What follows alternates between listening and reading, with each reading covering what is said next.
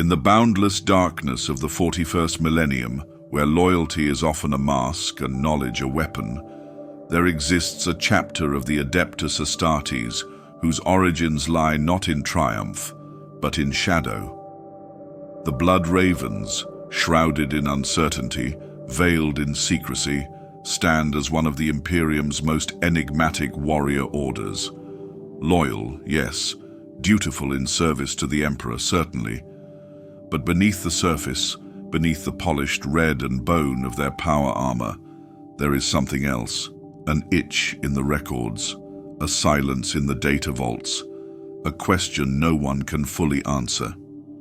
Who are the Blood Ravens? Even the chapter itself does not know. Unlike most of their brethren who trace their lineage proudly to one of the 18 Primarchs, the Blood Ravens possess no such clarity. Their gene seed origin is a matter of speculation, their foundation date curiously absent from Imperial archives. While they have served the Imperium faithfully for centuries, perhaps millennia, the records of their creation remain missing, redacted, or lost. Whether through bureaucratic oversight or deliberate erasure, their history begins not with a known beginning, but with an emergence. They appeared in Imperial records during a time of upheaval, first identified by their actions rather than their declarations. A small but potent force striking down an incursion of heretic cults in the Segmentum Obscurus, deploying with uncanny speed, precision, and knowledge of their enemies' rituals. Their arrival was not heralded, nor was their presence explained.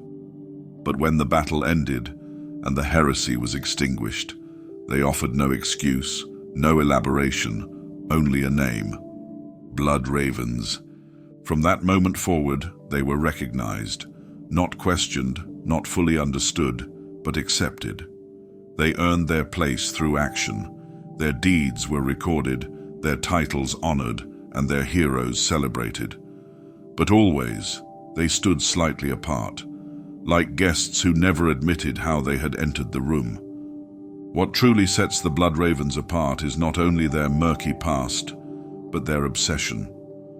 They do not merely collect relics, they seek them, with a hunger few other chapters share.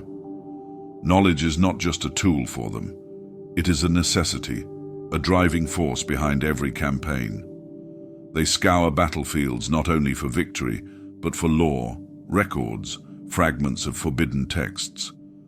Their librarians are the most numerous and active among the chapters, and their chapter librarium is a labyrinthine spire of vaults, tomes, and psychically sealed chambers that even many within the chapter itself are forbidden to enter. To the Blood Ravens, knowledge is survival, and perhaps also atonement. Whispers circulate among inquisitorial circles that their endless pursuit of hidden truths is no mere curiosity, but a compulsion driven by a desire to understand what they are. That they are not simply warriors on a crusade, but orphans searching for their parentage in a galaxy that does not care to remember. Still, none can deny their loyalty.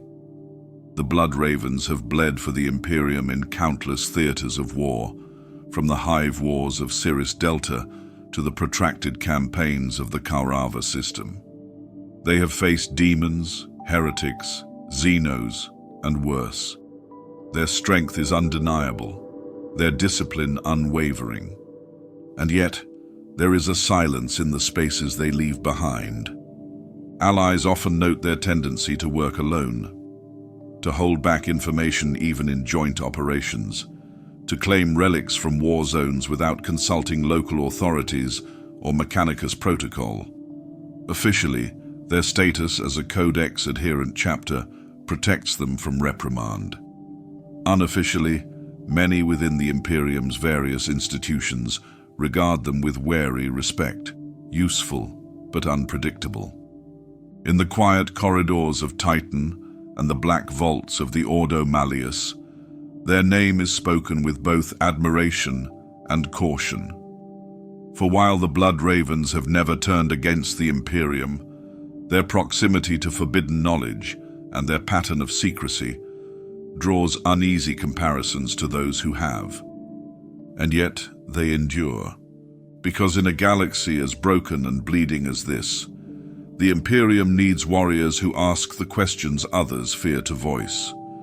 The Blood Ravens stand at the edge of that line, not yet over it, but always looking down into the abyss, searching for what lies beneath the surface. In their silence is purpose. In their secrecy, resilience. Their chapter fortress, hidden upon the storm-racked planet of Aurelia, reflects their nature, cloaked, defensive, inward-looking. Even within their own ranks, knowledge is layered, granted sparingly, earned by deed, and never given freely. To be a Blood Raven is to accept mystery, to fight not only for the Emperor, but for a truth that may never fully be found. They emerged from shadow. They fight in shadow. And if the truth of their past is ever revealed, it will not come from archives, or declarations, or official record. It will come from the battlefield, from a relic uncovered, from a name whispered in the dark. And until that moment comes, the Blood Ravens will remain what they have always been. The keepers of secrets, the seekers of knowledge, and the warriors whose dawn has never fully broken. In most chapters of the Adeptus Astartes, the Librarius serves an essential but restrained role, a vital pillar of command, warcraft, and arcane vigilance. Librarians are warriors of mind and spirit, guardians against demonic intrusion, and wielders of sanctioned psychic force. Yet even in these venerated halls, the Blood Ravens stand apart. For them, the Librarius is not simply one arm of the chapter's command structure. It is the heart. From initiates to veterans, psychic potential is more than a rare gift among the Blood Ravens. It is commonplace. Their genoseed, whatever its origin, seems predisposed to awakening latent abilities. Far more of their battle brothers show signs of psychic resonance than in standard patterns. What would be a rare phenomenon among other chapters is almost routine within theirs. And they embrace it. The librarians of the Blood Ravens are not cloistered. They do not linger on the edge of command. They lead. They decide. They shape the battlefield, not only through bolt and blade, but through the invisible hand of the warp made flesh. They summon psychic storms to scatter enemy formations, shroud allies in clouds of unlight, and tear demons apart with mind fire before a bolter is ever raised. This mastery is not born of raw power alone. It is honed through study, discipline, and relentless pursuit of knowledge. The Librarius of the Blood Ravens is among the most extensive and secretive in the Imperium. Deep within their fortress monastery, endless corridors lead to vaults bound in stasis fields and psychic wards. Here, texts lie chained in iron, tomes of forbidden script penned in blood and fire. Some are ancient, others were recovered from Xenos ruins or the shattered halls of traitor strongholds. A few are so dangerous that even to read their titles is to risk madness, and still they study. Knowledge is more than a tool to the Blood Ravens. It is a shield against ignorance, a weapon against deceit, and perhaps a map to their own forgotten past. They catalogue everything, every engagement, every enemy, every anomaly. Their records are obsessively detailed, their archivists tireless. Librarians often lead recovery operations not for strategic gain, but to seize artifacts, scripts, or coded vox logs from battlefields others would consider barren. It is said, though never officially confirmed, that the Blood Ravens have recovered volumes even the Inquisition believed lost. Their emphasis on librarianship does not mean they neglect combat. Quite the opposite. Their psychic prowess is battlefield-proven, and the chapter's war record is filled with deployments where librarians led entire companies. In the Kaurava campaign, Librarian Rama held a warp-scarred cathedral against an entire host of demons, channeling power that split the sky and collapsed a warp gate through sheer will. In the Geridian Schism, 3 librarians working in tandem created a psionic feedback loop that crippled an enemy command structure before the first drop pod landed. On Tartarus, it was librarian Isidore Achios who uncovered vital secrets buried beneath Xenos ruins, though his fate would later cast a long shadow across the chapter's name. The risks are ever present. Psychic power is no gift without consequence. The Blood Ravens walk a fine line between sanctioned might and forbidden excess. The warp is fickle. It rewards curiosity with power and punishes hubris with damnation. The chapter has known this cost more than once. Names have been stricken from their records. Heroes remembered only in silence. Whole squads lost to madness in pursuit of knowledge too dangerous to bear. But still, they continue. Because to the Blood Ravens, ignorance is not purity. It is weakness. The enemies they face, demons, heretics, Xenos, do not rely on brute force alone. They whisper, manipulate, lure. Only knowledge, hard-won, often painful, can truly arm them against such foes. Their Librarius is more than a repository of arcane lore. It is a crucible. It forges warriors not just of body and mind, but of memory. Every spell cast, every vision endured, every scar etched by warp lightning is added to the ever-growing puzzle they strive to solve. Who are we? Why were we made? And what secret sleeps in the void where our Primarch's name should be? They do not have the answers yet.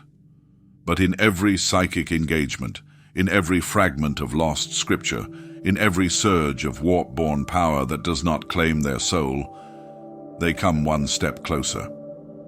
In the Blood Ravens, the Librarius is not merely ascendant, it is absolute. In the grand halls of the Adeptus Administratum, where data vaults stretch for kilometers and archivists age beneath the weight of parchment and protocol, there is a whisper, a note of irritation buried within the meticulous record-keeping of the Imperium, a single stubborn silence in the chorus of endless documentation. The Blood Ravens. Their name appears in current battle logs. Their deployments are catalogued with precision. Their honors, commendations, and battlefield victories are all present. But when one traces their origins, when one attempts to follow the thread of their creation backward, something peculiar happens. The records vanish. There is no official founding date, no record of their gene seed designation, no primogenitor legion attached to their name. The great founding rolls of the Space Marines, kept under lock and sanctified cipher, list the earliest chapters with proud clarity. Ultramarines, Imperial Fists, Salamanders, successor chapters with clear lineage and sanctioned bloodlines. But among them, the Blood Ravens are absent. Mechanicus scholars have scoured their archives. The Inquisition has submitted formal requests, sometimes subtle, sometimes forceful. But the outcome is always the same. There is nothing. Or worse, there are entries that should exist but have been scrubbed. Blank pages where something clearly once lived. Founding designations that skip a number without explanation. Gene seed purity charts with data expunged, stamped in red so deep the ink cuts through the parchment. It is not an oversight. It is an omission. This deliberate void has driven many to speculation, and more than a few to quiet madness. Within the Ordo Hereticus, some consider it a warning sign. The theory is simple and chilling. Only those with something to hide require silence in place of history. And in the Imperium, there is no shortage of forbidden truths. One persistent theory links the Blood Ravens to the Lost Legions, the 2nd and 11th. Though these legions were expunged from Imperial record long before the heresy, their existence was once acknowledged, their erasure purposeful and thorough. Some whisper that the Blood Ravens are not a later founding, but a survivor, a fragment of one of these lost lines, restored in secret for unknown reasons. Others point to their psychic affinity, to their relentless pursuit of forbidden knowledge, and arrive at another name: the Thousand Sons. It is a dangerous suggestion, tantamount to heresy in many circles, but parallels exist. The over-representation of librarians, the obsession with lost lore, the tendency to retrieve arcane relics rather than destroy them. The blood ravens, like the sons of Magnus before them, seek. And what they seek is not simply tactical advantage, it is truth. The Mechanicus, for their part, offers a more pragmatic perspective. Some within the Martian priesthood believe the blood ravens were a sanctioned experiment, perhaps a cursed founding prototype, or a psycho-heavy gene seed line tested in isolation. If true, such a project would have required absolute secrecy and an equally thorough purge of all records once it concluded. But this explanation fails to answer the most compelling mystery. Why was the secrecy maintained? If the blood ravens are loyal, and they have shown every indication of being so, why hide their origin? Why not fold them into the proud lineage of one of the founding legions? Why not allow them the banner of a Primarch and the legitimacy that comes with it? Unless, of course, the truth is more dangerous than even their loyalty can offset. A few radical scholars have proposed that the blood ravens themselves may not fully know the truth, that their endless search through ancient archives, their reckless deployment into chaos-infested ruins and Xenos temples, is driven by a void in their own history. A desperate attempt to fill a silence they were born into. That they are not merely warriors, but orphans of a forgotten design. Within the Inquisition, certain sealed files carry the mark Restricted Aurora-level clearance. These files, according to rumor, contain recovered fragments of data suggesting tampering within early founding records, encryption protocols dating back to the Great Crusade, keys that no longer exist, layers of secrecy so deep that only the Emperor himself, perhaps, knew their purpose. The truth remains hidden, but it is not gone. The blood ravens fight on. They uncover. They collect. They remember what others are ordered to forget. And though the silence behind their origin has not been broken, its presence is a constant reminder that in a galaxy where even lies are layered in ritual, the absence of truth is more than mystery. It is warning. There is an old saying among those who have fought beside the blood ravens. They arrive unannounced, fight with fury, and leave with more than they came for. It is not spoken with malice, but with unease. For all their valiant service to the Imperium, the blood ravens carry with them an ever-present air of scrutiny. They are not just warriors, they are observers. They watch, they record, and they remember more than they should. Patterns of surveillance have followed the blood ravens across countless campaigns. Wherever they are deployed, their apothecaries, tech marines, and, most notably, their librarians, are seen not only on the front lines, but in archives, ruins, vox banks, and astropathic shrines.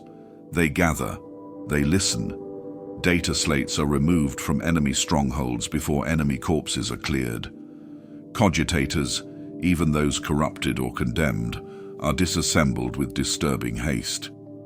In many cases, their presence is accompanied by a fleet of servo skulls that do not simply observe the battlefield, but sweep it, scanning not for life signs, but for knowledge. Patterns in soil, fragments of language, warped pictograms etched into the walls of forgotten cities. This hunger for information runs deeper than battlefield intelligence. It is not tactical, it is systematic. What they seek is often unknown. The records show no formal explanations, but the behavior is consistent. They watch everyone, foe, ally and neutral alike. Imperial Guard commanders have noted their habit of recording full regimental deployment strategies. Rogue traders whisper of encrypted Vox traffic being intercepted and silently wiped after Bloodraven deployments. Even other Astartes chapters have voiced discomfort. The Ultramarines, ever formal and codified, once raised a query to the Segmentum command after discovering that a Bloodraven's librarian had copied sacred scrolls from Macragge's Reclusiam without request. The request was ignored. The copy, as it turned out, was not for dissemination, but for comparative analysis, placed alongside 3 other translations of the same battle prayer, all retrieved from different war zones. The question remains, why? Are the Bloodravens merely obsessed with learning, driven by curiosity, as others are driven by conquest? Or is something deeper at work? There are whispers, half-formed theories that slip between data vaults and inquisitorial lounges, that the Bloodravens are not gathering information for strategy, but for protection, that they are not merely seeking forgotten lore, but searching for something, perhaps a threat known only to them, or worse, tracking it. A ghost in the records, a name scrubbed clean from history, a hunter always just out of sight. Others believe it is not something they seek to stop, but something they seek to keep hidden, that their surveillance is a shield, a web of early warning systems and subtle interference designed to prevent discovery. If true, it would explain their reluctance to share intel, their careful monitoring of even allies, and their ruthless efficiency in retrieving anything they deem of interest. There is precedent for such behavior. During the Andronex reclamation, the Bloodravens joined forces with the Raven Guard to purge a corrupted forge complex. After the battle, the Raven Guard noted the disappearance of several Black Vault ciphers previously marked for Ordo Malleus retrieval. The Bloodravens claimed no knowledge, and their fleet departed without delay. Days later, those same ciphers appeared in a Librarium vault on the Bloodravens' homeworld, sealed behind wards of ancient origin. In another instance, the Salamanders accused the Bloodravens of extracting a relic from a Necron tomb under joint control. No confrontation occurred, but the Bloodravens' force withdrew that night, quietly, leaving behind only a single Vox transmission. What is found must be remembered, not shared. Such moments do not create open hostility. The Bloodravens remain respected, their honors undeniable. But tension follows them. Even among their brother chapters, there is a sense of distance, not from pride, but from something withheld. They are a chapter always watching, not to judge, perhaps, not to manipulate, but to understand. And whether they are chasing something in the dark or running from it, one fact remains. The Bloodravens do not forget. They collect the fragments others overlook. They study what others discard. They do not fight only for victory, they fight for clarity. In a galaxy of madness, perhaps that clarity is the only armor that matters. And perhaps it comes at a cost. The Bloodravens deny it. The Inquisition refuses to speak it aloud, and the Adeptus Administratum avoids the subject entirely. Yet in the quiet spaces between war zones, among whispers exchanged in sealed chambers and flickering astropathic relays, the theory persists. The Bloodravens may be descended from the Thousand Sons. To utter such a suggestion is dangerous, heretical even. For the Thousand Sons are a traitor legion, damned since the Horus heresy, bound in fealty to the chaos god Tzeentch. Their Primarch, Magnus the Red, once a master of psychic lore and ambition, fell to corruption, dragging his sons into the madness of the warp. That the Bloodravens, honored defenders of the Imperium, could bear the same blood is a contradiction the Imperium dares not confront. And yet, the signs are there. Start with the Librarius. Few chapters possess so many sanctioned psychers. Fewer still encourage psychic development with the same intensity. In most chapters, librarians are rare. Treasured, certainly, but regarded with caution. The warp, after all, is treacherous. Psychic strength is as much a risk as it is a blessing. But for the Blood Ravens, psychic talent is cultivated, sharpened, and deployed. They do not fear the warp. They use it. Not recklessly, but with purpose. It is their tool, their lens, their shield. This alone would be enough to draw comparisons. But the echoes go deeper. The Thousand Sons, before their fall, were scholars, keepers of knowledge, hoarders of secrets. They prized understanding above all. Their librarium, it is said, once rivaled that of Terra in its size and complexity. They were not just warriors, they were seekers. And the Blood Ravens are no different. Both legions, one lost, one loyal, move through the galaxy with the same hunger. Not for conquest, but for truth. The Blood Ravens have recovered artifacts from ancient Xenos temples, chaos-blighted tombs, and Mechanicus-sealed vaults. They risk madness, and worse, to retrieve texts others would condemn to flame. Time and again they return with fragments of the past, not to destroy but to study. They also share an unusual affinity for relics that seem tailored to their psychic inclinations. Warp-attuned staves, armor that resonates with mental command, blades that hum with latent energy. These are not random finds. They are echoes of a lineage that once walked the same path, guided by the same thirst for understanding. The campaign on Arcadia 9 brought these comparisons into sharp focus.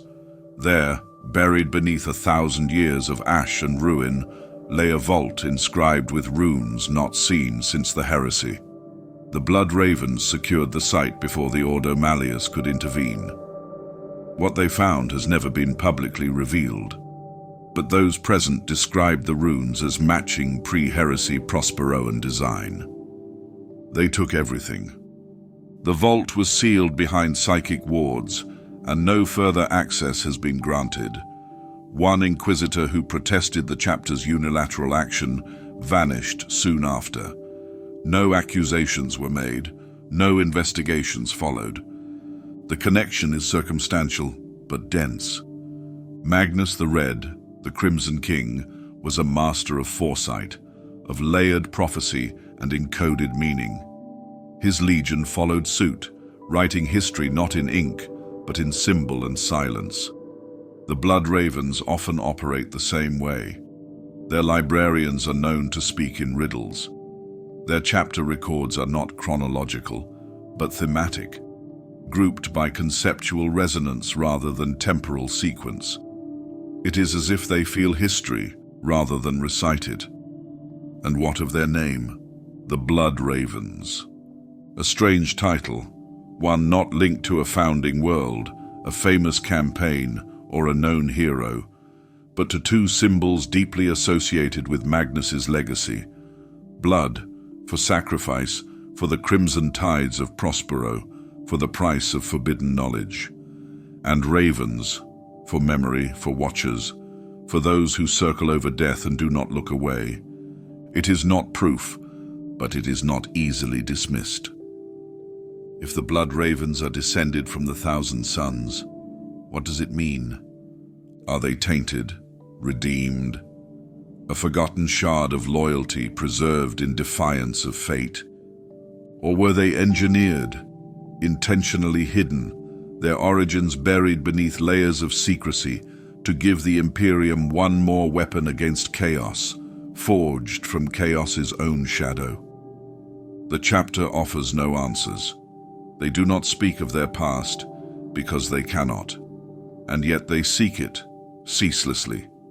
They peel back the layers of history with every campaign, not for glory, but for recognition. They are not just hunting enemies, they are hunting themselves. And the deeper they look, the more the past looks back. not in hatred, but in understanding. There are places in the galaxy where reason breaks, where time frays, and where the stars scream with memories that never were. These are the regions claimed by the Eye of Terror, the open wound of the warp bleeding into real space. Few dare to enter, fewer still return. It is a realm ruled not by physics or faith, but by madness made manifest. And yet, the Blood Ravens go willingly. Unlike most chapters who shun the touch of the Imperium except when necessity demands, the Blood Ravens seek out the warp's fringes. Their strike cruisers have been recorded navigating storms that should have torn them apart, plunging into regions of space so corrupted that the Astronomicon offers no light. They do not avoid the presence of demons. They pursue them, not out of recklessness, but with a strange, determined purpose. Many of their operations near the Eye of Terror are never officially sanctioned. They appear suddenly in war zones where reality is thin and the veil between dimensions trembles. Often these locations offer no strategic value. Worlds lost to time, moons floating in warp-choked silence, ancient installations half swallowed by the tides of chaos. And yet again and again the Blood Ravens descend. They are drawn to these places, not for conquest, but for retrieval. What they seek is often unclear. Texts, artifacts, echoes of forgotten truths left behind by the Imperium, by Xenos civilizations, or by traitors long consigned to oblivion. They walk halls that once served the word-bearers. They climb towers that sang with the voices of the Emperor's children. They delve into ruins defiled by the Black Legion itself. And from each of these cursed sanctuaries, they emerge with something: books bound in metal and skin, crystals that hum with psychic dissonance, weapons whose names predate the Imperium itself. The Ordo Malleus has taken notice. In more than one instance, Inquisitors have arrived at warp-touched sites only to find the Blood Ravens already gone, the relics removed, the data cores wiped clean. Requests for explanations are met with silence or vague invocations of protective containment. Some whisper that the Blood Ravens act as curators of forbidden knowledge, salvaging truth from ruin before it can fall into the wrong hands. Others fear they simply keep it for themselves. Their encounters with demons only deepen the mystery. The Blood Ravens fight the ruinous powers with unmatched ferocity, but they also demonstrate an eerie familiarity. Their librarians recite ancient chants not found in sanctioned texts. Their psychers navigate warp anomalies with instinctive ease. In battle, they react to the movements of demons with an anticipation that borders on precognition. During the cleansing of Malodrax, a demon world warped beyond recognition, a Blood Raven strike force held a ridge against a tide of Tzinchian horrors. According to eyewitness reports, their librarian commander uttered words that echoed in multiple voices, some not his own, and the storm that followed erased the enemy from existence. The mountain still bears the imprint of that moment, a scoured crater, silent and still, where no life has returned. And yet the Blood Ravens remain untouched by damnation. No record of corruption has ever been confirmed. No squad has turned renegade. No whispers of hidden cults or unsanctioned rituals cling to their name. For all their exposure to chaos, they remain loyal, or so it seems. How? How do they survive what should shatter them? Other chapters avoid prolonged exposure to the warp for good reason. Its influence is insidious. It does not need permission to enter a mind. It needs only time. And the Blood Ravens give it time, again and again. They immerse themselves in it. They study it. They extract meaning from madness. And somehow they walk away still Astartes, still Imperial, still whole. Theories abound. Some say their psychic strength gives them insulation, a barrier of will forged through ritual and discipline. Others claim their origins, whatever they may be, granted them a deeper resistance to the warp's corrupting touch. A more radical idea suggests that they have already been touched, that the warp is not their enemy, but their mirror, that they see in its chaos not temptation, but reflection. If true, it would explain their endurance in battles that have destroyed entire chapters. It would explain their calm in the presence of horror, their methodical analysis of nightmares given form. Where others recoil, the blood ravens listen. Where others purge, they preserve. They do not seek the eye of terror for glory. They seek it for answers, and in doing so they walk the edge of a blade so thin, so sharp, that one wrong step would see them fall forever.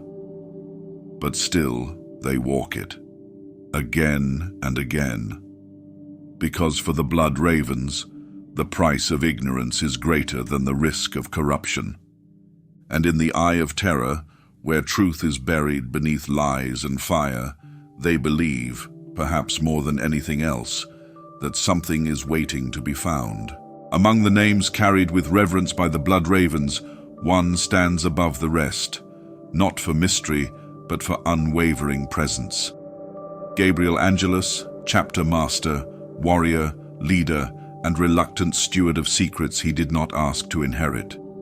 His tale is not one of dramatic revelation or tragic downfall, but of endurance, of shouldering a legacy formed in silence and shaped by absence. Gabriel Angelos is not defined by grandeur.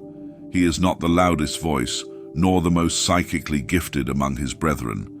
He is not a master of arcane rites, nor a seer peering into the void for truths half-remembered. Instead, he is something rarer, a leader who acts with purpose, even when purpose itself is shrouded in doubt. From the earliest days of his service, Angelos demonstrated strength of conviction and clarity of mind. In battle, his decisions were swift, but considered. In command, he was neither distant nor overbearing. It was said he could weigh a war zone in seconds, and always saw through to its heart. But what truly set him apart was not just tactical brilliance. It was his ability to carry the weight of uncertainty without allowing it to consume him. For Angelos did not inherit a clear path. The blood ravens had always walked in shadow, and when he ascended to command, that shadow deepened.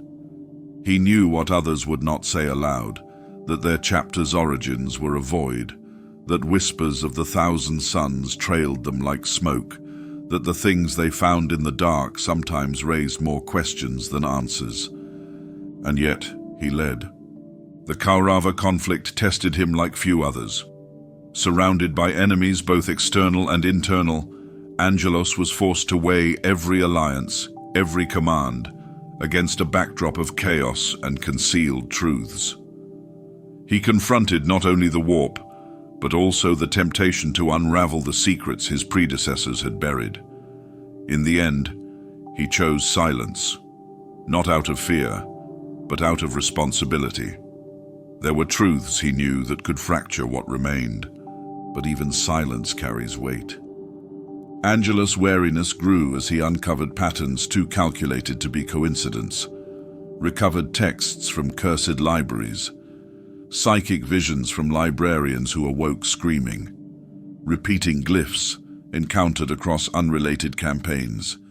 Each piece was nothing on its own, but together they formed something, a thread too delicate to grasp, but too insistent to ignore. He could not look away, and so he studied, quietly. He asked questions that never reached the Vox. He read reports twice, then thrice. He kept his inquiries contained, sharing them only with a trusted few. And when battle came, as it always did, he led from the front, carving a path through heretics and Xenos with a thunder hammer that struck like the Emperor's will. But behind his eyes, something always moved. Not doubt. Gabriel Angelos never doubted his loyalty, but awareness. an understanding that the chapter he commanded was more than its records admitted, that its mission was more complex than even the Codex Astartes could encompass. He began to choose missions differently. He prioritized retrieval operations others would deem secondary. He led strike forces into ruins no longer considered strategically relevant. He listened to his librarians not merely for counsel, but for signs, for echoes of something greater. He acted not as a man grasping at shadows, but as one walking a path half-lit, determined not to falter. When questioned by allies, Angelos gave little away. His tone remained calm, his reasoning sound. But those who knew him well could sense the shift. He was a man shouldering a truth too vast to name, a truth that would not be fully understood in his lifetime, perhaps not ever. And yet he never turned away from it. That is what defines Gabriel Angelos. Not what he discovered, but that he continued, in the face of secrets too heavy, histories too fragmented, and a legacy too complex to fully decipher. He chose to lead anyway, to fight anyway, to preserve the chapter not as a monument to what it had been, but as a vessel for what it might yet become. He did not speak the truth aloud, but he let it shape his choices. In the end, Gabriel Angelos was not a solver of mysteries. He was their guardian, their witness, the one who looked into the abyss of forgotten truth and said, "We carry on." Because sometimes that is the only way forward, to walk the path, even when you cannot see where it began, to carry the burden, even when you do not know its name, to fight, not in spite of the silence behind you, but because of it. The Blood Ravens are known for their relentless pursuit of knowledge, but in a galaxy where information is often tainted by heresy, where truth can bend minds and rot faith, the question must be asked, is this pursuit a noble crusade for understanding, or the slow unraveling of a chapter tethered too closely to its past? Within the hidden vaults of their librarium, tomes lie sealed in wards that pulse faintly when approached. Scrolls written in languages lost to the Imperium's annals are preserved with obsessive care. Artifacts, some glowing with warp-touched energy, rest within psychically shielded sarcophagi, protected not just from the outside world, but perhaps from the chapter itself. These are not mere trophies of war. They are studied, analyzed, cross-referenced. The Blood Ravens do not fear what they find. They fear not knowing what it means. In their eyes, ignorance is the true enemy, the most dangerous corruption of all. For them, knowledge is not a sin, it is a necessity. But in this, they walk a knife's edge. The chapter has recovered texts from demon-infested worlds, parchments etched into the bones of long-dead psychers, and data slates plucked from Xeno's ruins reeking with forbidden resonance. Each find is catalogued, dissected, and compared to the growing internal codices that stretch far beyond the teachings of the Codex Astartes. Many of these tomes would have been destroyed by any other chapter, burned to ash beneath a bolt pistol's muzzle, or cast into the fire with a prayer on the lips. The Ordo Malleus declares such items unclean. The Ecclesiarchy calls them poison. But the Blood Ravens keep them, not to worship, not to imitate, but to understand. And so, the dilemma takes shape. Are they protecting the Imperium from what they discover, or protecting themselves from what they might become? The line blurs more with each recovery. During the Dalriadan incursion, a Blood Ravens task force uncovered a vault of sorcerous texts buried beneath a chaos-warped monastery. Within the vault were inscribed ritual diagrams eerily similar to the chapter's own psychic training sequences the Blood Ravens had used for centuries. No records explain the origin of these sequences. No justification has been offered. The matter was sealed, the texts locked away, and the operation marked classified. Another record, unverified but persistent, describes a librarian found deep in meditation before a fragment of an Eldar spirit stone, murmuring in a dialect unknown to his brothers. When questioned, he replied, "The stone remembers truths we've forgotten." No action was taken. He returned to battle the next day, but a notation was added to the Librarius logs: "Observe for echo contamination." It is possible, perhaps even likely, that the Blood Ravens understand the risks, that they know what they carry could shatter weaker minds or invite corruption into the heart of their chapter. And yet they persist, because they believe more deeply than most that ignorance is not safety. To them, every lost relic is a warning unheeded. Every forbidden tome is a story the Imperium forgot. Every piece of knowledge erased by fire is a wound that festers rather than heals. The galaxy is not made safer by turning away from the past. It is made vulnerable. This philosophy, quiet, dangerous, sets them apart. Other chapters revere strength, purity, and order. The Blood Ravens revere memory, even when memory burns, even when it condemns.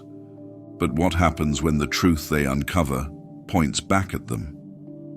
What if the hidden knowledge they so desperately seek is not meant to save others, but to fill the hollowness at their core? Their pursuit, for all its power, may not be for the Imperium. It may be for themselves, to understand their genesis, to define their place in a universe that refuses to name them. They scour the stars not only to win battles, but to build an identity out of fragments and shadows. In doing so, they risk what every seeker of forbidden knowledge must face, that the truth may not set them free. It may bind them tighter to the very origins they fear and to the forces they claim to resist. And still, they carry on, because to the Blood Ravens, the alternative is unthinkable. To turn away from the path of knowledge is to surrender to ignorance, to live in the darkness they were born from. Better to walk through the fire with eyes open, even if it scars them, than to kneel in willful blindness. Are they safeguarding humanity, or simply trying to save their own soul? Perhaps both, or perhaps in the end, there is no difference.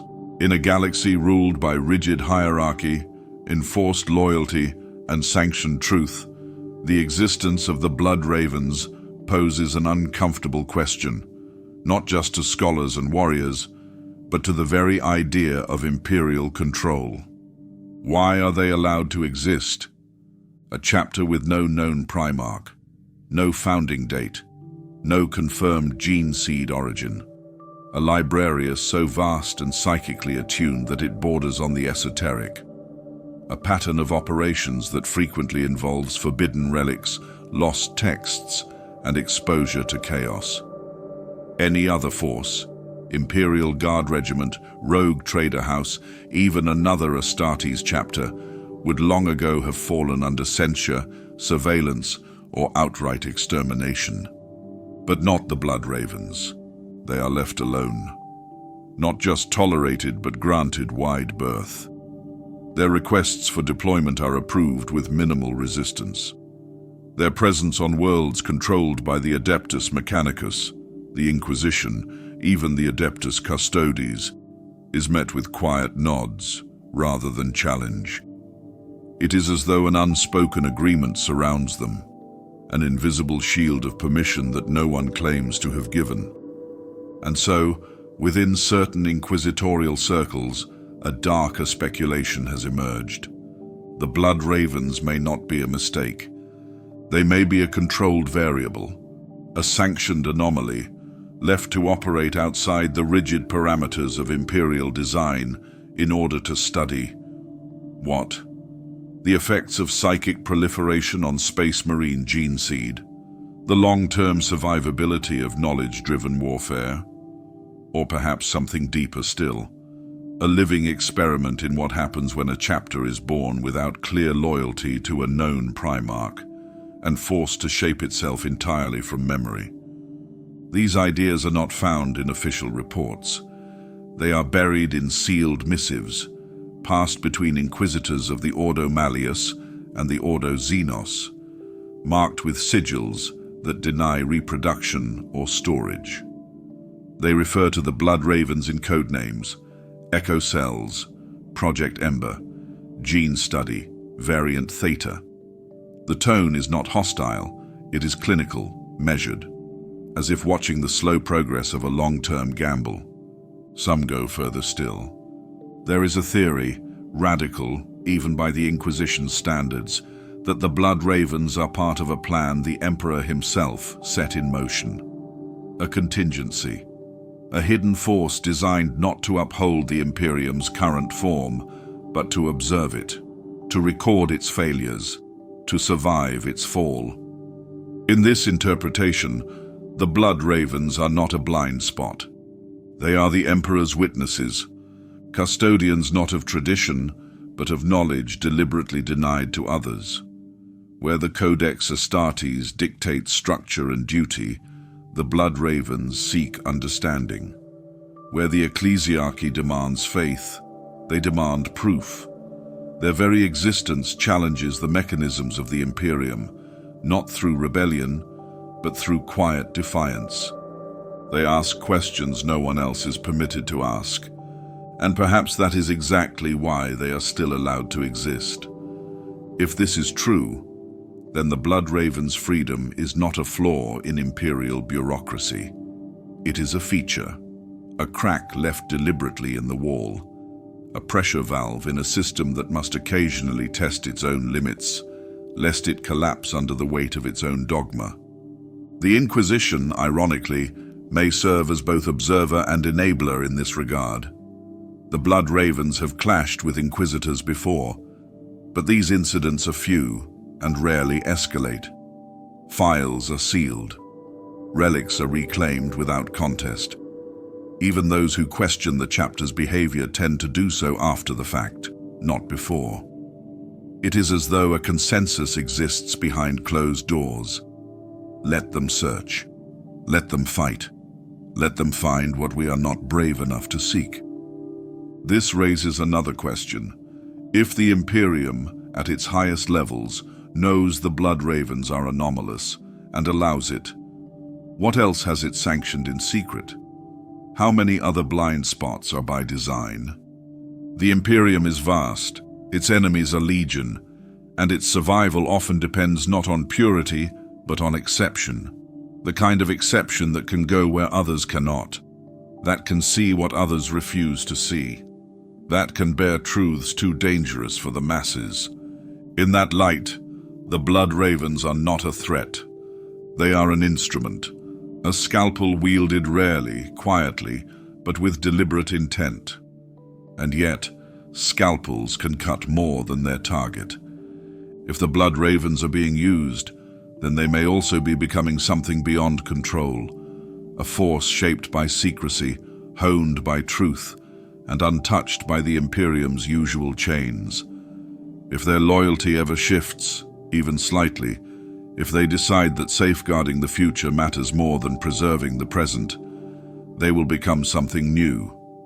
Not traitors, not heretics, but something the Imperium is not ready to name.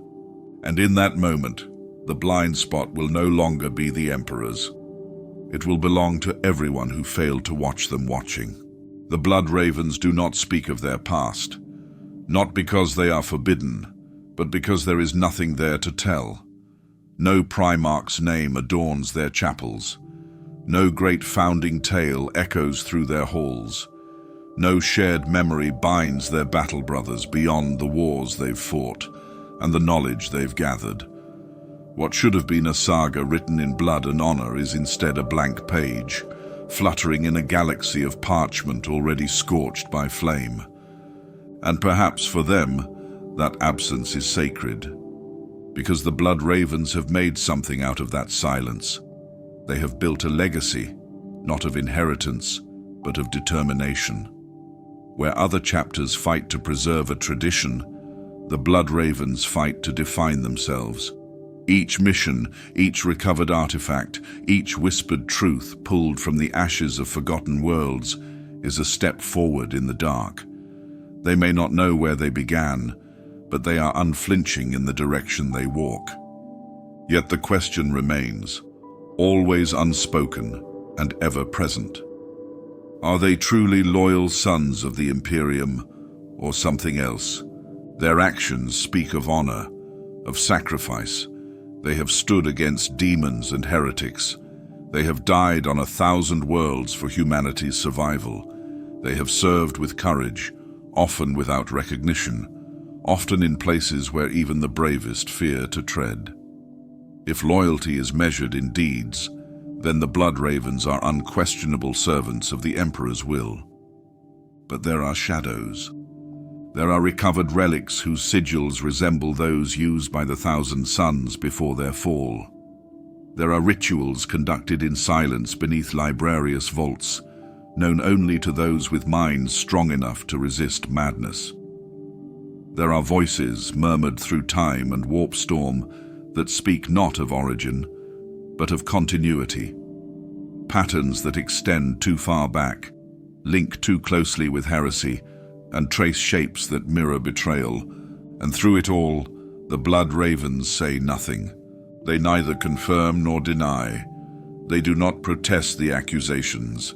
They do not seek vindication. Instead, they return to their ships, seal their vaults, and continue their endless search for truth. If they are hiding something, they hide it well. If they are heretics in disguise, they are the most loyal of traitors. And if they are truly loyal, then they are perhaps the most tested of any chapter still bearing the Aquila. In the quiet spires of Titan, where the grey knights ponder the balance between duty and damnation, the Blood Ravens are discussed in hushed tones. The Ordo Malleus observes them, yet rarely intervenes. Their files remain open, but incomplete. There is no conclusive evidence, no moment of treachery, only questions that do not vanish with time. Terra is no different. The Administratum has redacted more than it has revealed. The High Lords make no proclamations. The chapter's founding remains unspoken, its gene seed origin a mystery locked behind layers of silence. Whether this is willful ignorance or a calculated decision, none can say. The Imperium endures not through transparency, but through necessity, and perhaps, just perhaps, the Blood Ravens serve a need no one else could fulfill. There is irony in their name. Blood for sacrifice, ravens for remembrance. They bleed and they remember. That is their purpose. Not to honor a past they never knew, but to ensure nothing else is lost. In a galaxy that burns, they gather what remains, not to hoard, but to protect. Not for themselves, but because no one else will. And still, the whispers.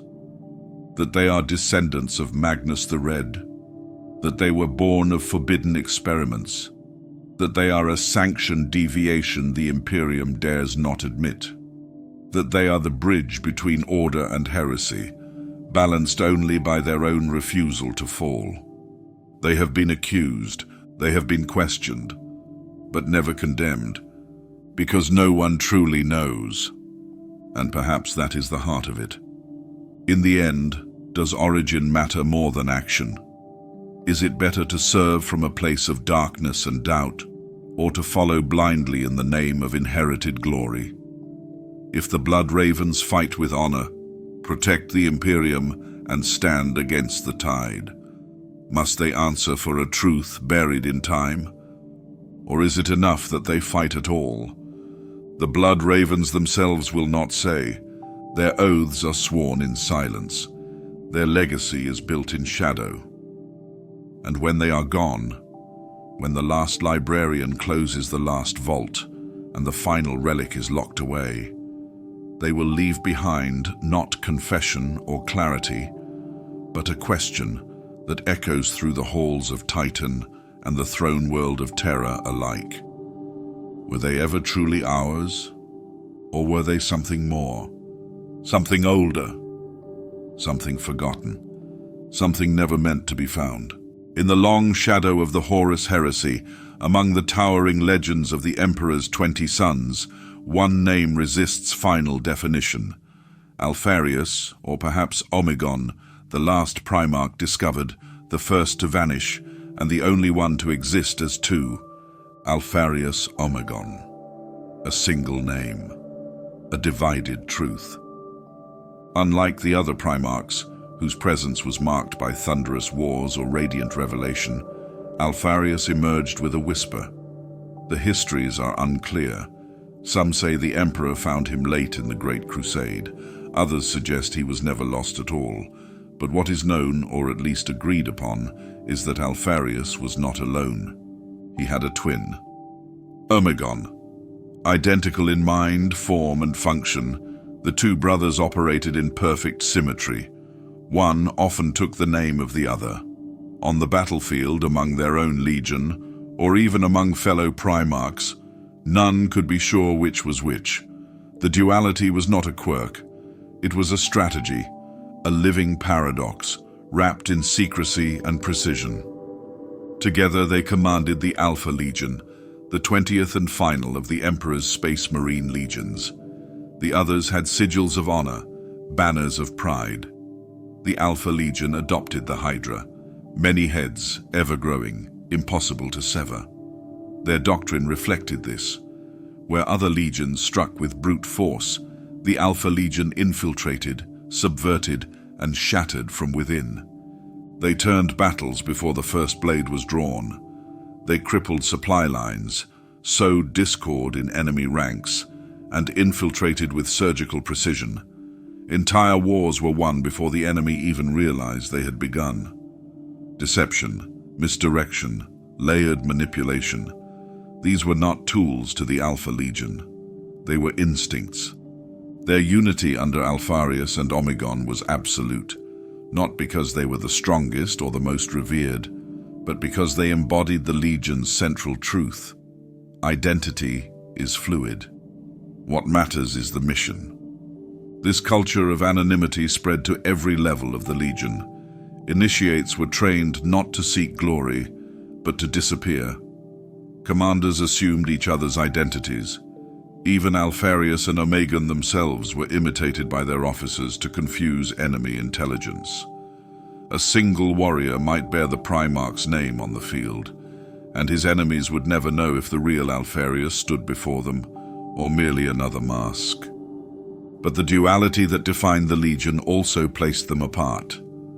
Other legions honored heritage. The Alpha Legion honored utility. The others had visible loyalties. The Alpha Legion buried theirs in secrecy. Even their fellow Primarchs found them difficult to trust. Rogel Dawn, ever the stoic sentinel, questioned their loyalty.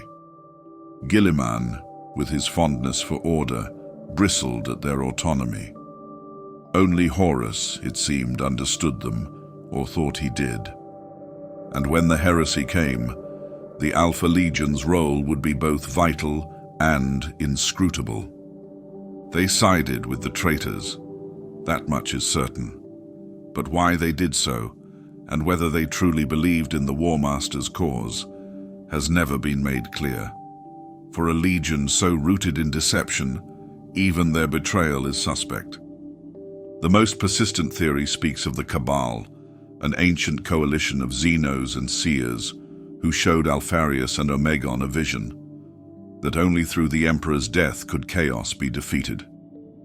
They claimed that Horus would usher in a short reign of destruction, drawing the gods of the warp to their apex, and then, in his madness, collapse, dragging them with him.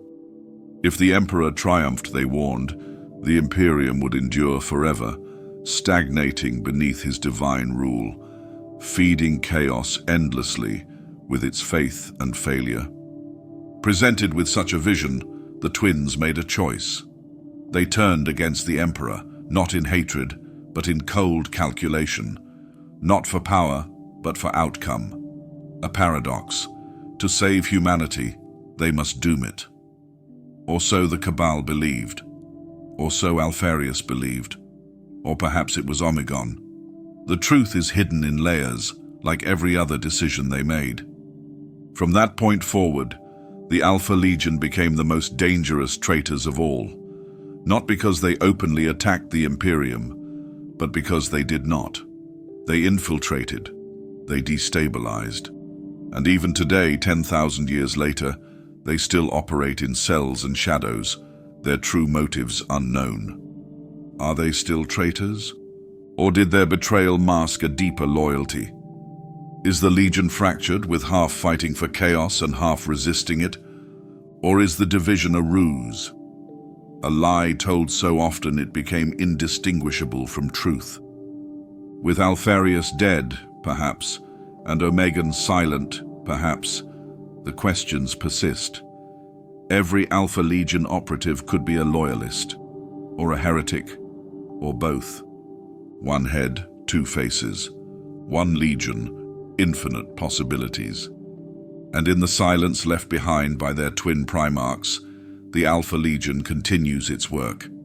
In darkness, in doubt, in deliberate, endless mystery. In the vast and ancient darkness of the galaxy, beyond the gaze of the Imperium, there exist entities older than mankind's first crawl across Terra's surface. Among them was a loose coalition of alien minds, the Cabal. Xenos of varied races, united not by culture or creed, but by a single shared insight, a vision of the future. One not born of superstition, but of cold mathematical prophecy. The Cabal had seen what was coming, not only the Horus heresy, but the shape of things far beyond it. They claimed to possess knowledge gleaned from the tides of the warp itself, possibilities layered upon possibilities, a map of destinies woven through time. They knew of the Chaos Gods, of their hunger, of the Imperium's role in feeding them, and of the dire price all would pay should that cycle be allowed to continue. And so, they sought intervention, not through strength, but through influence. They did not aim to defeat chaos by war, but by manipulating events so precisely that the galaxy would bleed in the right direction. Into the hands of the Cabal came the Primarch Alfarius, or perhaps Omegon. The details are predictably unclear. What is known is this: they offered him a choice. They laid before him two possible futures. In the first, the Emperor emerged victorious from the heresy. Horus would fall, chaos would be driven back, but the Imperium would calcify into a religious autocracy, a million worlds ruled not by logic or unity, but by blind faith. Over time, that belief would birth a stagnant, corrupt empire feeding the warp with its unchecked superstition. Chaos would not die. It would endure, gorging itself on humanity's fear and zealotry. The long war would become endless. In the second future, Horus would triumph. The Emperor would die, but the victory would not last. Horus, already tainted, would be consumed by the very forces he courted. The Imperium would burn, its remnants scattered. But in that chaos, belief would wither, humanity would fracture.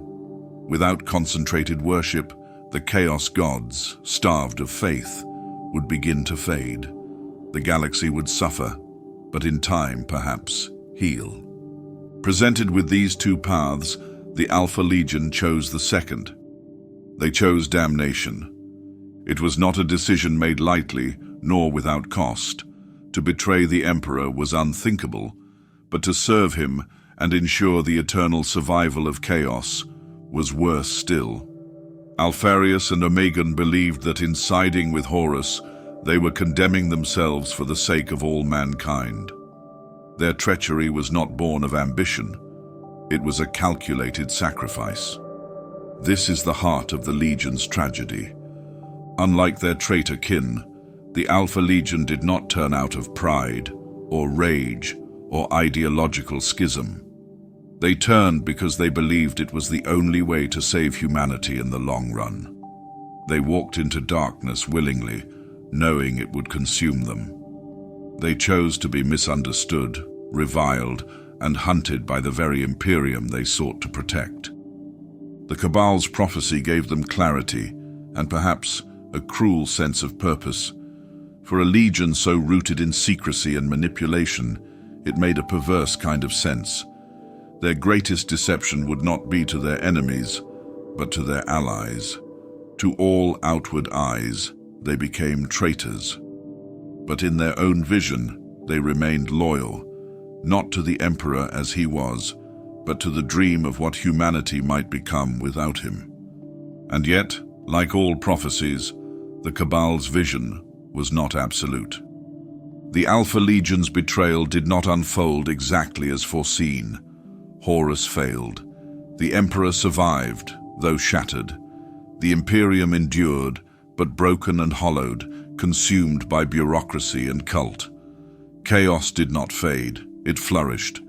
The vision the Cabal offered may have been true, but incomplete. The timeline fractured, its outcome unclear. Did the Alpha Legion realize their mistake, or did they continue, convinced that a longer game still remained? The answers, as ever, are elusive. The Cabal itself faded, its members hunted, dispersed, or destroyed. Their influence, real or imagined, left behind a legion shaped by impossible logic, forever operating in contradiction. What remains is a single truth. The Alpha Legion's betrayal was unique. They did not fall. They chose. They weighed the galaxy's future, took the darker road, and disappeared into the folds of history as villains wearing the masks of saviors, or perhaps the other way around. Their decision was not a flaw of loyalty, but an act of faith in an alternative vision of salvation, one that required them to become monsters in the eyes of those they served. A legion damned by design, not because they hated the Emperor, but because they believed his survival would doom everything else. The battlefield was a ruined husk of steel and ash. Escrador, an anonymous world, one among many in a galaxy of corpses. But on that scorched terrain, beneath skies veined with fire and storm, something rare had occurred. Two Primarchs met in battle, one clad in gold and cobalt, the shield of the Imperium, the other veiled in deep sea blue, armored in secrecy, moving like smoke. It is said that Alfarius died there. Robut Guilliman, the Lord of Ultramar, struck him down with blade and fury, silencing the most elusive of his brothers. That was the report, the record, the sanctioned truth. But the Alpha Legion does not function within the bounds of simple truths. The corpse was never confirmed, the helm shattered but not identifiable. The DNA markers damaged, inconsistent, suspect, and those who fought in the chaos of Escrador speak in riddles, not recollections. Some saw Alfarius. Some saw two figures, moving in mirrored tandem, as if mocking the very idea of a singular identity. Others claim he never appeared at all, that the true commander watched from orbit or from behind another's face. Among the Alpha Legion, nothing changed. No funeral rites were performed, no period of mourning observed, no successor declared. The chain of command, always diffuse, continued without interruption. Cells moved, orders flowed, missions advanced. If Alfarius had died, no sign of disarray followed. If Omegon had assumed control, no declaration accompanied the shift. And yet the operations that unfolded afterwards suggested continuity, purpose, a logic that echoed too clearly to be mere coincidence. Some say Alfarius, or perhaps Omegon, had issued final orders long before that fatal duel, anticipating his own death. The Legion was never meant to depend on a single figure. Its survival depended on structure without center, on coordination without hierarchy. Each cell trained to think, adapt, and execute without direction, yet always in alignment. These were not warriors, they were code. The Hydra does not die with the loss of a single head. It multiplies. In the wake of Escrador, Alpha Legion operatives began surfacing across multiple sectors. Their missions varied. Some undermined Imperial garrisons, others disrupted chaos cults. In some cases, they appeared to aid the Imperium, intervening in battles they were never invited to join. In others, they dismantled loyalist efforts with surgical precision. The contradictions were intentional, the confusion calculated. What united these actions was their timing, coordinated, purposeful, as if responding to instructions written long ago and released by design. Encrypted data recovered from shattered relay stations bore Hydra sigils. The encryption evolved, updating as if under a single guiding hand. No voice claimed authorship, no central node traced, but the pattern endured. This was not the behavior of a broken legion. This was Doctrine, alive, adaptive, obedient to something more enduring than presence. Inquisitorial archives, scattered and redacted, tell of communiques between Alpha Legion cells that referenced the last echo, a phrase believed to refer to the final commands of the Primarch. No details followed, no tactical breakdowns, only affirmation. The echo continues. Even those who oppose the Alpha Legion, those who fought and bled against them, admit the symmetry of their strategies, patterns that moved like a ciphered song. Alfarius' genius had always been in creating systems that did not depend on his survival. In a galaxy of demigods, he made himself disposable, and in doing so, immortal. If he died, it was part of the plan. If he lived, the difference was negligible. The Alpha Legion had become its own entity, identity fractured across 1,000 masks, none of them essential, all of them true. Some believe the Emperor himself may have foreseen this, that Alfarius was always meant to be a divergent variable, a weapon not wielded, but unleashed. Others whisper that Chaos never truly claimed the twins, that their betrayal was surface deep, masking a deeper mission. The truth was never preserved in parchment. It was scattered, hidden in the minds of agents and encrypted across decades of silence. Each operative knew only their portion. Each cell, a single piece of a puzzle that could never be fully assembled, because the puzzle was never meant to be completed. It was meant to continue. A legion without end, a plan without conclusion, a war without final victory, only sustained disruption. Alfarius may have died on Escrador, or perhaps that corpse was another's. Perhaps it was Omegon, perhaps it was neither. But the final orders had already been given. And in every whispered activation, in every sudden sabotage, in every Hydra glyph carved where no eye should see, those orders continue. Silent, endless, executing not from a throne but from a design etched in paradox and perfected in absence. The Alpha Legion never truly vanished. They simply became harder to find. After the heresy's tide receded and the galaxy tried in vain to stitch itself back together, most traitor legions retreated into their own corners of madness. The World Eaters turned to slaughter, the Emperor's children to decadence, the Death Guard to rot. Each legion bore its corruption like a crown. They became symbols of their patron gods, warped and consumed by the very forces they had once tried to master. But the Alpha Legion remained elusive, untouched by mutation, unseen in the eye of terror's grand spectacles. They had no demon Primarch to rally behind, no throne world of excess or ruin. Instead, they lingered in the margins, in derelict stations, in echoing tunnels of hollow moons, in vox static and rumors. Cells appeared on chaos-held worlds, not to declare allegiance, but to execute precise, often contradictory, operations. Their structure was fractured by design. Each warband seemed to operate with autonomy, often unaware of the actions of their kin. One cell would assist a Chaos Lord in overthrowing an Imperial bastion, while another sabotaged the same Lord's ritual months later. One strike force would kill loyalist Astartes, another would save a civilian population from a demon incursion. Sometimes both bore the Hydra, sometimes neither. Often their presence was only recognized after the event, a pattern found in scorched ground, missing intel, or the whisper of a voice that never belonged.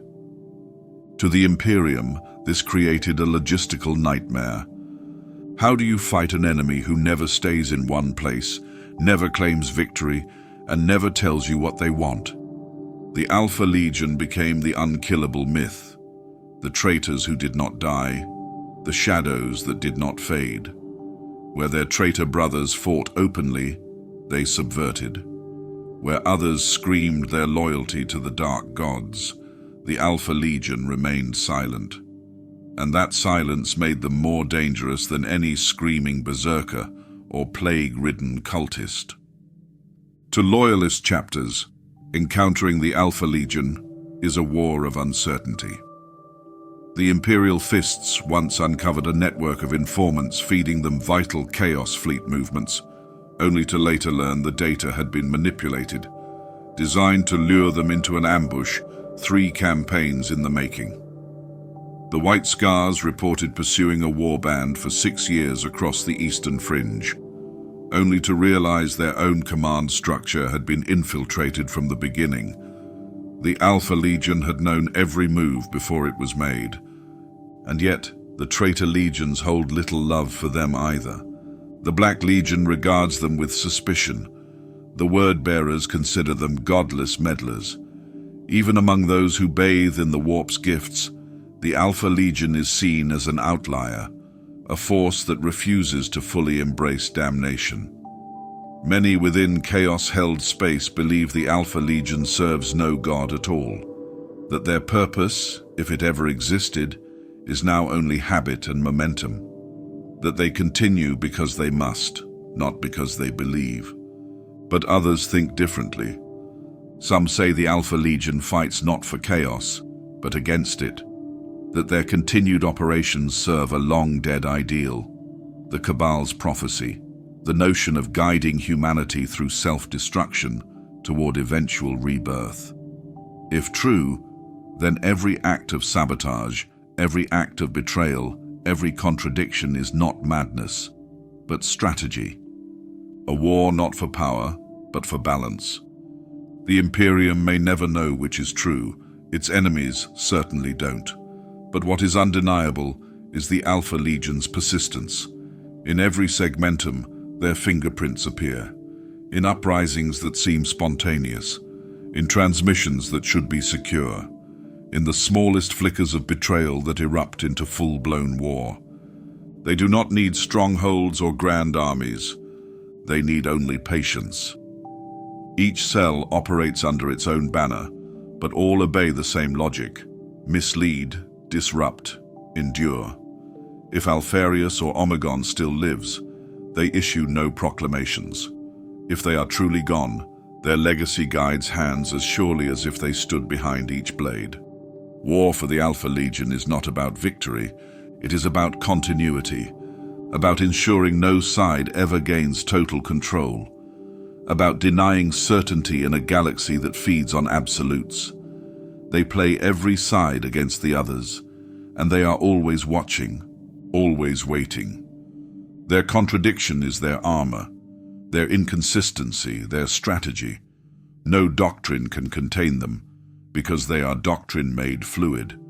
No alliance can trust them, because trust is a weakness they've long since discarded. The war they fight is not one that ends. It does not demand peace. It does not seek glory. It seeks persistence. And so the Alpha Legion endures, not as conquerors, not as saviors, but as the whisper in the storm, the hand behind the curtain, the war without end. Because as long as truth can be twisted, as long as identity can be worn like armor, the Hydra will rise again and again. The Alpha Legion fights with silence, survives through ambiguity, and wins by being unseen. While other legions crash into enemies with bolter fire and blood, the Alpha Legion's greatest victories occur before the first shot is fired. Their true weapon is not steel, but doubt, not force, but infiltration. From the beginning, the Legion's doctrine emphasized subtlety. Alpharius and Omegon, who led as one but thought as two, instilled into their warriors a creed of deception. To walk among the enemy, to speak their language, to wear their colors, to become them. Not in mockery, but with such precision that even trusted allies would not know the difference. The Imperium, Chaos, Xenos empires, all were fields for such planting. As the millennia ground on, this doctrine did not fade. It evolved. Today, Alpha Legion operatives are suspected in every major institution of the Imperium. In the Administratum, delays in requisitions or orders that redirect entire fleets have been traced back to orders never signed by any known official. In the Adeptus Mechanicus, rituals have been subtly altered, leading to minor but fatal errors in production chains. Even in the Officio Assassinorum, a single misfiled order once placed a Calidus operative on a loyal governor, only discovered moments before the kill. There are documented cases of entire guard regiments being infiltrated over time, with officers replaced gradually, quietly, until the chain of command no longer led to the Emperor, but to the Hydra. In such instances, battles were still fought, victories were still won, but the true nature of who benefited remains unclear. In one infamous case on Kiston 5th, an Alpha Legion cell was embedded within the PDF High Command for over 2 decades. When a Tyranid splinter fleet descended, they orchestrated a defense so efficient it became a case study in the Schola Progenium. The world was saved. The citizenry elevated the defenders to near-saint status. Only years later, when inquisitorial scribes reviewed the logs, did they notice discrepancies, deleted transmissions, altered casualty reports, and subtle signs that the Tyranid fleet had been lured to Kiston 5 intentionally. The Legion had used a Xenos invasion as a tool. The defenders had truly fought. And yet, the Hydra watched. Such acts are not limited to sabotage. The Alpha Legion has, in multiple instances, saved Imperial assets. Entire colonies spared from chaos uprisings by unseen hands. Inquisitorial strike forces pulled from doomed missions by unknown transmitters. Even Space Marine chapters receiving last-minute reinforcements from unregistered vessels bearing no markings, but whose tactics matched Alpha Legion signatures. They arrive, they intervene, they vanish. These acts blur the line between enemy and ally. They breed questions. Why save what you seek to undermine? Why rescue what you intend to destroy? The answer lies in their philosophy. The Alpha Legion does not view war in binaries. Their doctrine is not about sides, it is about outcomes. To them, actions are tools, appearances, masks. If preserving an imperial world strengthens their deeper strategy, they will act without hesitation. If destroying one sows the seeds of longer-term disruption, they will do that instead. And sometimes they simply observe. Records from Segmentum Obscurus speak of a minor ecclesiarchy revolt put down by local Arbites, who later reported green-armored scouts seen in the underhabs, never engaging, never speaking, but watching. When the Arbites returned to investigate, they found only empty Vox rigs and etched Hydra symbols beneath the rubble. The Alpha Legion tests systems, pushes weaknesses, plants agents not for immediate gain, but for potential. They may embed an operative in an Imperial Navy command structure for 30 years without ever activating them. That operative may live, marry, raise children, only to send a single message at the right moment and plunge a subsector into chaos. Yet for all this, the most dangerous outcome of their infiltration is not sabotage. It is doubt. Once a world suspects infiltration, it begins to unravel from within. Trust erodes. Orders are second-guessed. Paranoia blooms. Regiments fracture, command chains dissolve, and inquisition follows. The Alpha Legion does not always need to strike. They need only suggest, to leave behind a symbol, to allow a rumor to take root. Sometimes that is enough. And in this environment, loyalty becomes a riddle, an operative embedded for decades. Do they still believe in the Legion's cause? Or have they adopted the values of those they live among?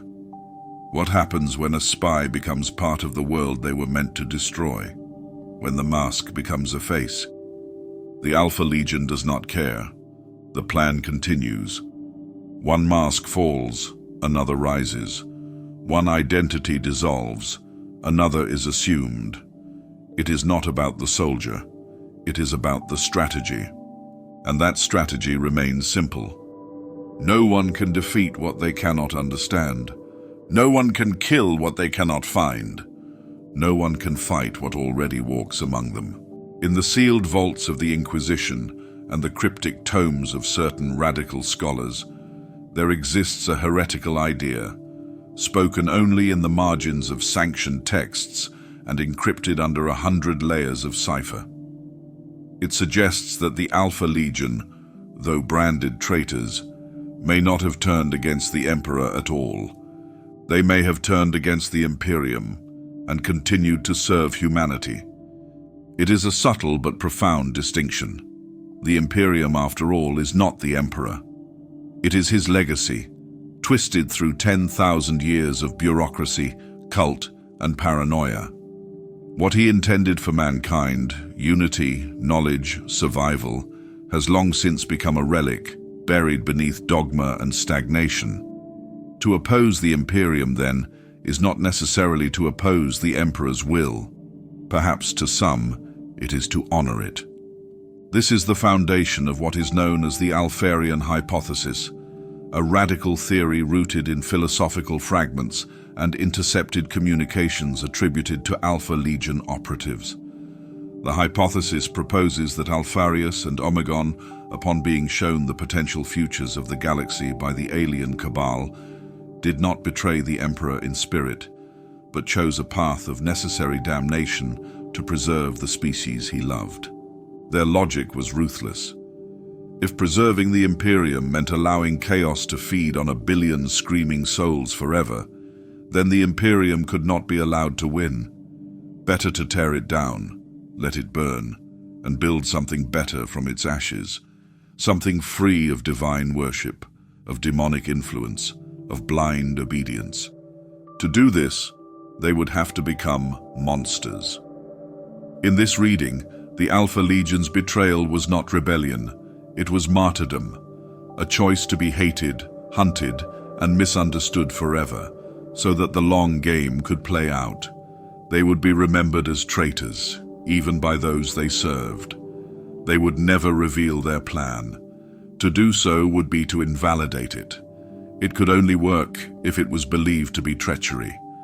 Whispers of this theory emerge again and again in curious fragments.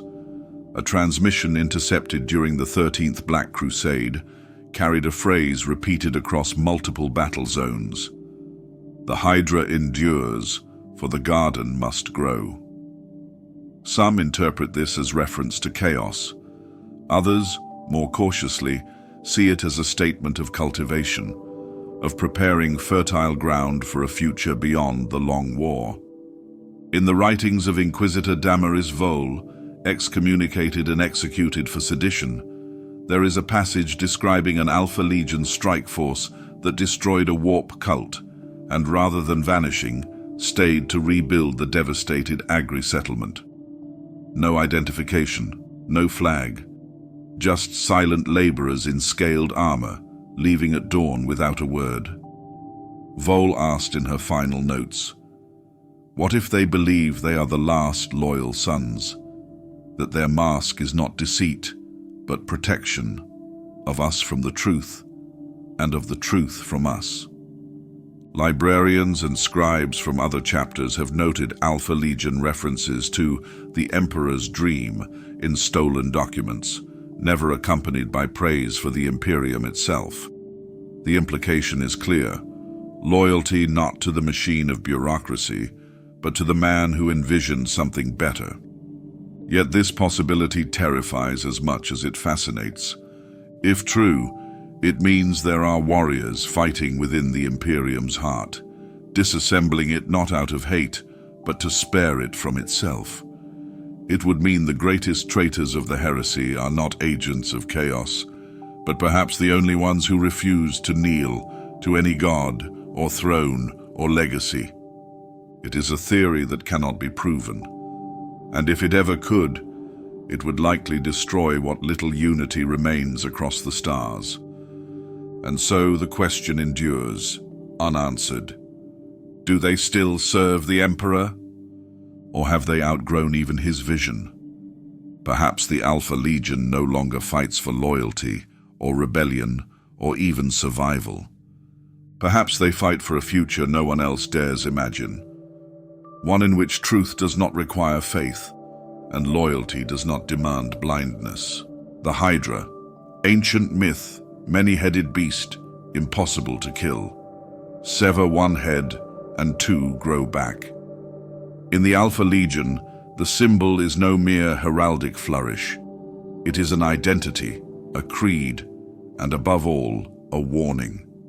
To understand the Alpha Legion is to embrace contradiction. They are the legion of opposites, of deliberate confusion, of truths layered beneath lies, layered beneath silence. They do not simply fight their enemies, they unmake their certainty. Where other legions conquer with bolter and blade, the Alpha Legion corrodes with whispers, illusions, and falsehoods. And in doing so, they reveal the most dangerous enemy of all, doubt. They are not a legion of warriors. They are a metaphor, a weaponization of uncertainty. In battle, they wear many faces, loyalist colors, chaos iconography, civilian attire. There is no uniform truth to their presence.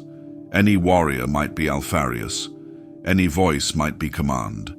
Their agents do not just kill, they infiltrate, subvert, and turn the enemy upon itself.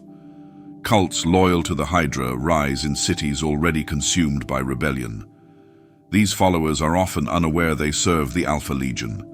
They think they serve revolution, justice, even the Emperor himself. That is the Legion's genius. They do not convert the masses. They let them arrive at treachery on their own. Symbols are their tool of choice. The Hydra emblem appears not always as a flag, but as graffiti, etched in the corners of data hubs or the underside of shrine benches. One might appear as a ring, a seal, a cipher in a corrupted astropathic pulse. Its presence is not to announce, but to disturb, to make those who see it question where their loyalty lies and who is really watching. Misinformation is their battlefield. In one campaign, an entire PDF command staff was misled by falsified orders directing them to defensive hold, a command that left a manufactorum exposed to cultist sabotage. No Alpha Legion warriors were seen. None were captured. But data recovered months later revealed a forged authorization bearing the seal of a long-dead Imperial general. Elsewhere, a chaos cult was eradicated after a series of anonymous reports reached the local Arbites. Those same reports included false data on loyalist troop deployments, leading to a series of miscalculations that weakened defenses on the other side of the sector. The Alpha Legion had played both sides, defeating one, weakening another, and never showing their hand. They are not bound to chaos in the way other traitor legions are. They rarely summon demons. They avoid overt warp corruption.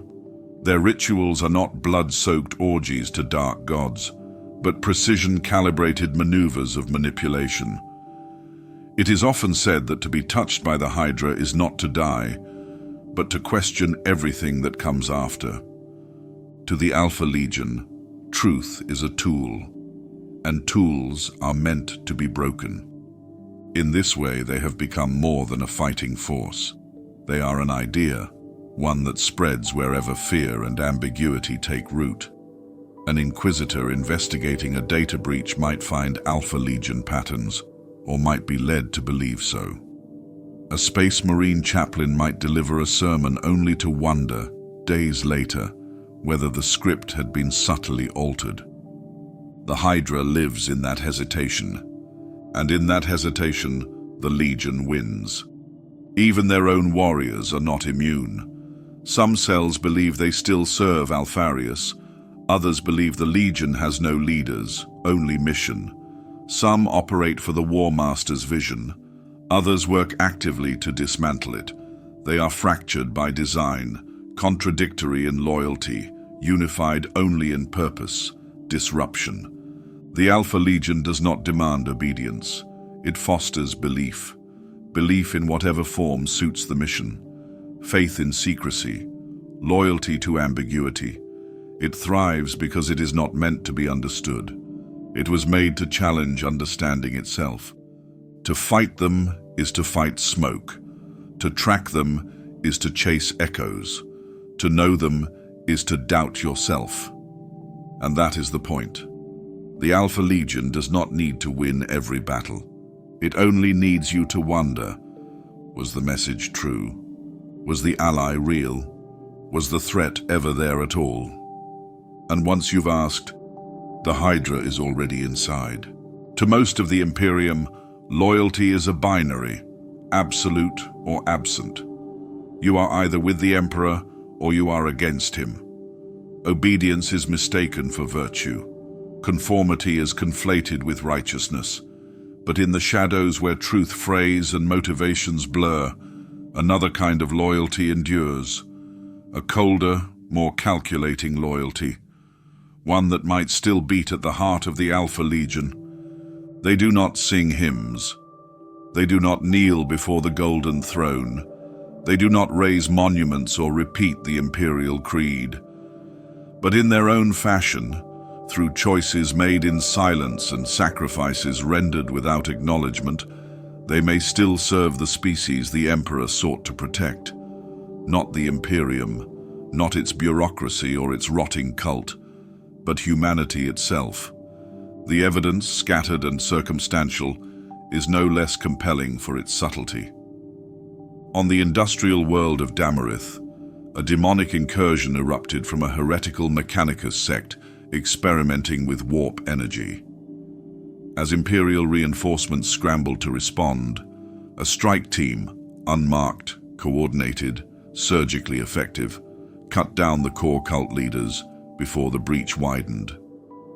When local forces arrived, the fighting was already finished. The survivors reported ghost-like warriors in Hydra-marked armor disappearing into the smoke, leaving behind no dead, no trophies, and no explanation.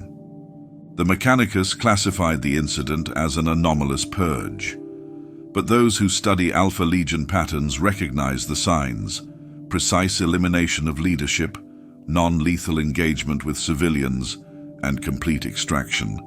Not sabotage, not conquest, correction. Another example: during the Pluthex riots, civil unrest across 6 hive cities threatened to break an entire sector into civil war.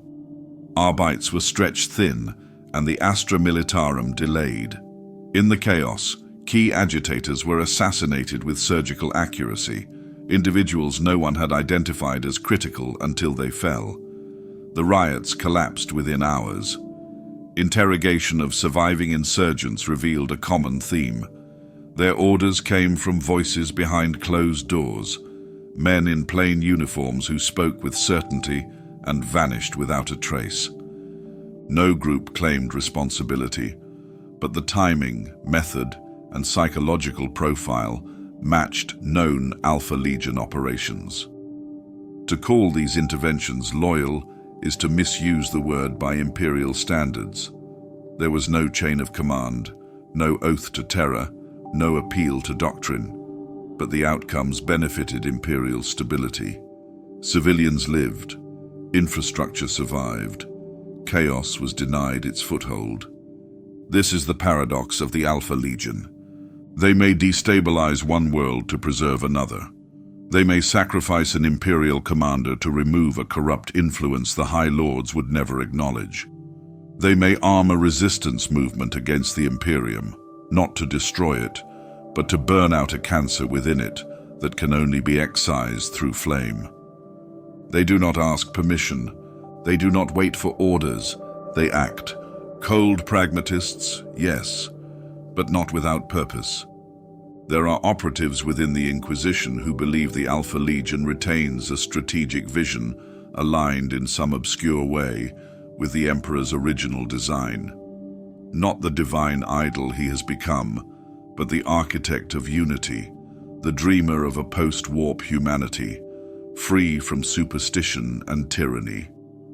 To these radical thinkers, the Alpha Legion is not a traitor force, but a divergent doctrine, pursuing salvation through sabotage, truth through deception. Of course, such views are dangerous. Those who voice them too loudly vanish. But the pattern repeats: a world saved without explanation, an enemy thwarted by a hand the Imperium refuses to recognize. The Hydra does not always strike. Sometimes it shields. This does not absolve the Alpha Legion of its crimes. They have killed loyalists, toppled governors, undermined campaigns, but they have also prevented worse. They have waged war on their own terms, with outcomes that suggest more than nihilism. Perhaps in the deepest layers of their code, they still believe in humanity. Not the Imperium's corrupted image of it, but its raw potential. Perhaps they obey an oath made before the heresy, a promise to defend not blindly, but wisely. Not all loyalty wears a uniform. Not all service begs for recognition.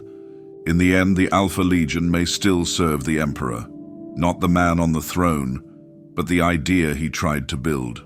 Not with banners, not with prayers, but with choices made in the dark. There is a particular kind of silence that falls over war councils and strategy chambers when the Alpha Legion is mentioned. It is not fear in the traditional sense. There are more immediately terrifying foes in the galaxy. Demons that tear minds apart, tyrannids that consume entire systems, warlords whose names thunder across the stars. But the Alpha Legion is different. They are not feared for their strength. They are feared for their presence, because they could already be there. The thought that a warband of Alpha Legionnaires might be embedded within an Imperial command structure, within an inquisitorial conclave, within a loyal chapter itself, is not paranoia. It is preparation. The Hydra does not always announce itself with battle. Often it slithers through Vox channels and data vaults, masquerading as friend, officer, acolyte, even brother. And the fear is not just that they might be there. It's the realization that if they are, you would never know. This constant possibility has shaped the very behavior of Imperial forces. Loyalist chapters have been known to conduct psychic scans on their own apothecaries. Inquisitors watch their retinues with the same scrutiny they apply to Xenos threats. Astropathic transmissions are routinely delayed and decoded multiple times, not for enemy encryption, but for signs of subtle manipulation. The paranoia is not theoretical. The Alpha Legion has left its fingerprints on enough betrayals to make doubt standard procedure. The Iron Hands once purged a full battalion of their own chapter serfs, after discovering that one of them had been a relay point for Alpha Legion intelligence for decades. The Space Wolves executed an entire planetary governor's staff after discovering that none of them had ever existed in official administratum records, despite holding office for over 5 years. Even other traitor legions are not immune. The word-bearers have hunted Alpha Legion cults embedded within their own chaotic hierarchies. The Night Lords avoid contact entirely, referring to Alpha operatives as masks wearing masks. To Chaos warbands, an Alpha Legionnaire's presence is as likely to herald sabotage as alliance. Trust is never given. Alliances, when formed, are temporary and tense, understood by all as a game of mutual exploitation. This state of unending suspicion is in itself a kind of warfare. The Alpha Legion does not always strike with bolters. Sometimes they deploy doubt as their most effective weapon. If a chapter turns its guns on a seemingly corrupted armory, only to later discover it was bait, that is victory. If a chaos cult begins to fragment because 3 of its leaders suspect each other of being spies, even when none are, that is victory. This is the Shadow War, a theater without clear lines, without formal declarations. A war not for land or systems, but for trust. And in that war, the Alpha Legion reigns supreme. The genius of this strategy is that it does not require vast numbers or grand fleets. A single operative placed well can fracture an entire campaign.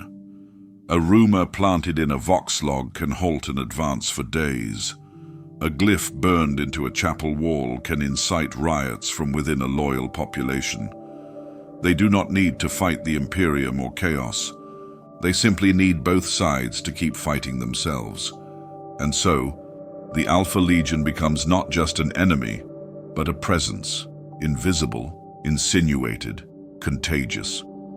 Their goal is not to be known, but to be suspected.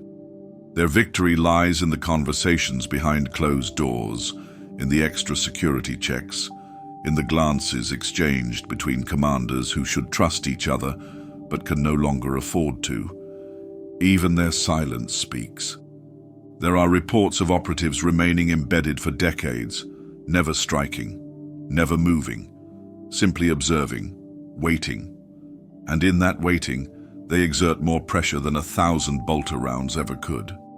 In this way, the Alpha Legion maintains a kind of balance. They are the unknown factor in every equation, the piece no strategist can account for. Loyalist and traitor alike must make room in their plans for the Hydra, not because of what it is doing, but because of what it might do. This forced caution slows campaigns, alters objectives, and forces decisions to be made with hesitation. It levels the playing field in ways that cannot be measured. And that, perhaps, is the greatest terror. That they might not be acting out of allegiance to chaos or hatred of the Imperium. That they might simply be enforcing uncertainty as a form of control, as a correction, as a philosophy. Because if every command is questioned, every alliance doubted, every truth distrusted, then no one wins. And perhaps that is the Alpha Legion's ultimate goal, not to destroy, but to ensure that no one ever again feels certain enough to rule.